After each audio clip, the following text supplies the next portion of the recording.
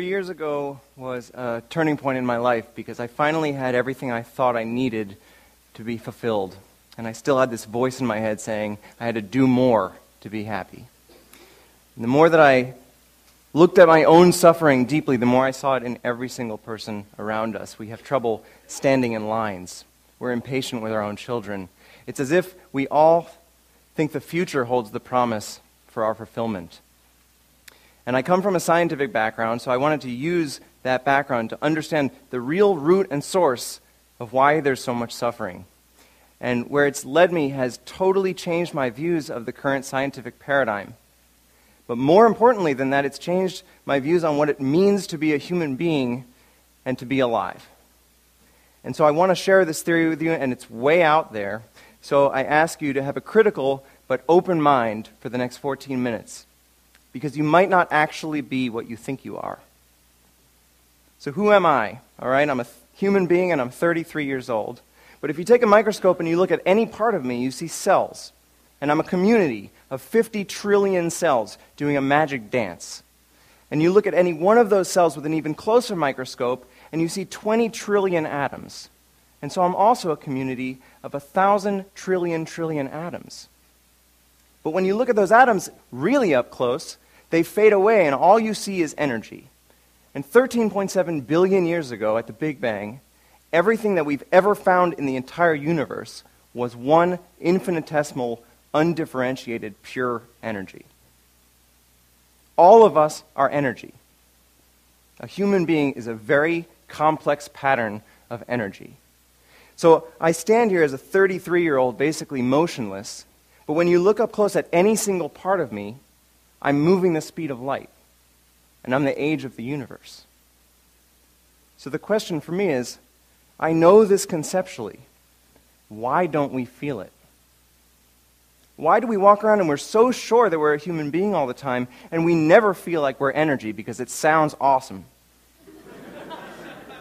And I think the reason that we don't notice it is because we are so distracted by the human levels of our experience that we fail to notice what is always sitting beneath. And so I want to look at those distractions. Take 5 seconds and think about something that you're going to do tomorrow. So what you just did is something that, as far as we understand, no other organism in the entire universe can do. You just built an alternate reality inside your head. You just made a prediction about the future that has never happened in reality. All right, and this power for prediction, when you can compare alternate realities, allows you to plan for the future. And from agriculture to your retirement, this has changed the face of the planet. It's probably the most significant evolutionary step forward since walking upright. So I want to look at this tool in your head, because your mind is a thought-generating machine to proliferate predictions about the future to guide and goal-orient your behavior. So what does this machine look like in all of our heads in 2011? So another experiment. Take 10 seconds and stop thinking.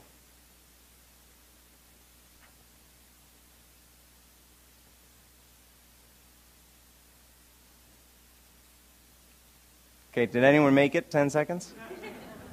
Yeah, I make it about 2, and then I start strategizing about how I'm going to stop thinking. I think about that the whole time. All right, so what this means is you have such an evolutionarily advantageous tool that it's become completely compulsive. But you got to remember, no other organism does this at all. And the side effect of having the most evolutionarily advantageous tool in the entire universe sitting in your head is that you have no control over it. And when you have no control and you compulsively generate all these possible realities, you always compare them to where you are to try to goal-orient your behavior. And this creates an entirely new class of human suffering. Things like jealousy and regret about something that happened in the past and anxiety about your future.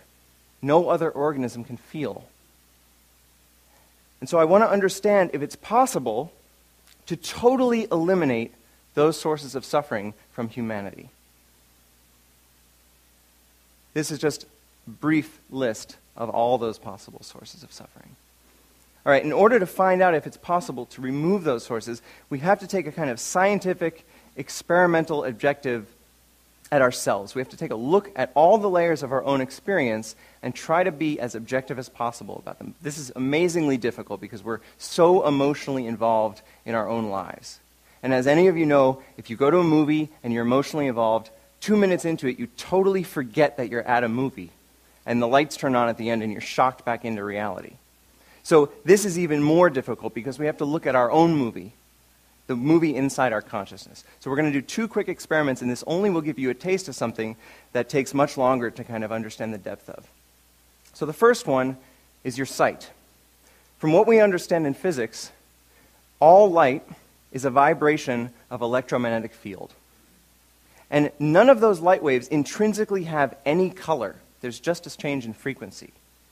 But once those waves go into your eye and into your brain, you create the subjective experience of color. Now, what this means is that you all think that you're seeing me out here with a red shirt on. But this red only exists in your head, and so this entire picture you're seeing is happening inside your head, in a movie inside your consciousness. And if you remove a little bit of the attention from me directly, you can start to have some attention on yourself, noticing that you are seeing me inside your head. So let's do a second experiment. It's even more subtle than that one. Read the sentence twice, silently to yourself.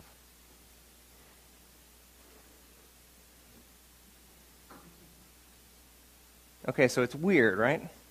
But you can get this very weird, subtle perspective that you can look at your own thought process objectively. You're actually listening to the soundtrack of thoughts inside your head, in your movie of consciousness. So imagine that I do this process for thousands of hours, and I just try to look as objectively as possible at my thoughts and my emotions and my perceptions, and even the way that my brain has modeled space and of time. The more that I pull attention away from the thoughts and the perceptions, the more I seem to notice myself noticing these things inside my consciousness. And eventually, maybe I can pull all of the attention away from all of those layers of thoughts, perceptions, my body, my sensations. And there's nothing left to perceive. There's nothing left that I can consider myself because I've seen it all in front as not me. And yet the one thing that remains is this feeling of existence. I am remains. This feeling of I am. And what I find when I sit in that state is that what my identity is, whatever it is beyond perception. It cannot be perceived, but it is still experienced. And this I am is the root of our entire existence.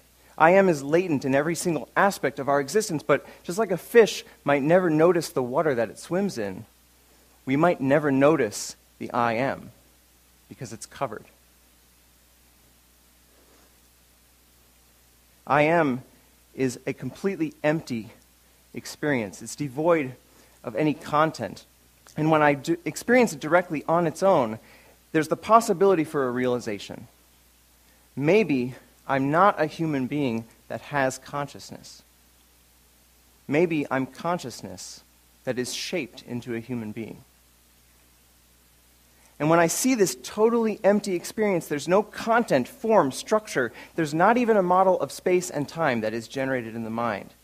And we've seen those conditions before, 13.7 billion years ago, when the entire universe was an undifferentiated pure energy. And so just maybe there's the potential to realize directly, I am that energy. I always have been that energy, and I always will be that energy. Einstein said that thoughts suffer from an optical illusion of consciousness. This illusion that there's a separate person inside an environment, when in reality there's just energy in motion everywhere. And just like an ocean is water in motion, we can call a certain part of that ocean a wave, but it gives us the illusion that the wave is a separate entity in the ocean. But a wave is not in the ocean, a wave is the ocean. And similarly, we might not be waves. Maybe we're the ocean. Maybe all of us are energy, and we can realize that directly. Now, this experience could never be reduced to words, because it makes words. But it could be experienced, and I think it's such an important experience that people have been trying to name it for thousands of years. And they call it spiritual enlightenment. And I think the first human beings started realizing that they were fundamentally energy about 2,500 years ago. And all of them say the same thing. They say it is the complete ending of human suffering. Well, of course it's the end of human suffering. All suffering is based on the illusory separation that there's an individual in the environment, that there's a person that has to survive, that this specific collection of 1,000 trillion atoms has to hold itself together. But if I realize directly that I am energy, and I realize that the body and the mind are a temporary manifestation of that energy, then I can fully accept the death of the body and mind as something that does not happen to me, because I was always energy and I always will be. And if I experience that directly, this voice in my head that tells me I have to do certain things in order to be fulfilled loses all of its power. At this very moment, I never have to listen to that voice again, and so everything in life becomes a game for fun, a play. And we've all experienced that, but it's very hard to remember because we were so young, and maybe we were at the beach building a sandcastle, and the entire world faded away because we were only building it to build it, and we weren't trying to get somewhere else. We hadn't even learned how to plan. And so the only moment that mattered to us was right now. I think this experience is so important and powerful that every religious tradition at its core has been trying to convince us of its importance. And if it's true, if the true end of all human psychological suffering is actually possible, it is the most important thing science could be studying. When we look at monks and nuns who have meditated or prayed for thousands of hours, we see remarkable shifts on their brain scans. Trillions of neural connections have changed configuration. And along with this quantifiable, objective change in the operating system of the brain, they describe a feeling of undifferentiated, infinite oneness. To me, that sounds like they're having the direct experience of being energy.